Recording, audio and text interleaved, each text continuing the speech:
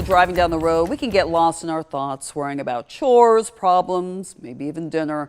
As Suzanne Lawler shows you, one Dublin man has a very simple way of turning the tide, one car at a time.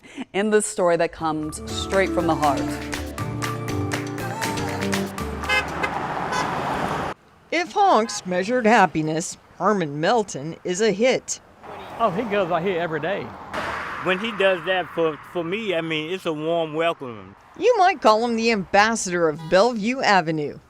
Trying to make it a better world, well, sometimes it's hard to do, but I'm going to try anyway. Actually, with every flick of the wrist, Herman makes it look easy. It's a simple gesture that can generate a big payoff. I've had so many people to pull over and stop and tell me they were having a bad day, and me waving at them made their day.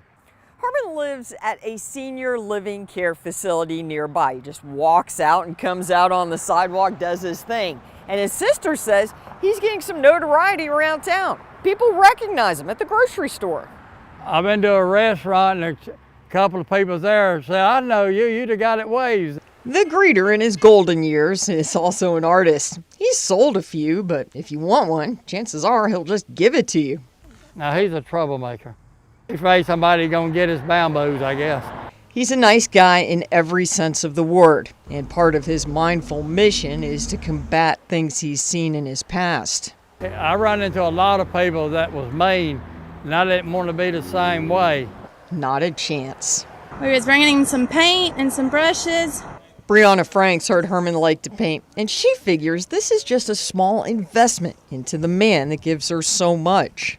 It's just him sitting out here waving. It inspires and touches everybody that passes by. In life, we don't get a handbook for happiness, but Herman may give us an example of how one simple act of kindness can have a ripple effect on strangers.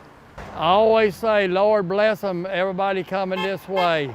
Suzanne Lawler, 13 WMAZ News. Awesome story, Suzanne. Thank you. And thank you, Herman. Herman will have to have surgery in a couple of weeks, but he says don't worry. He will be back as soon as he recovers.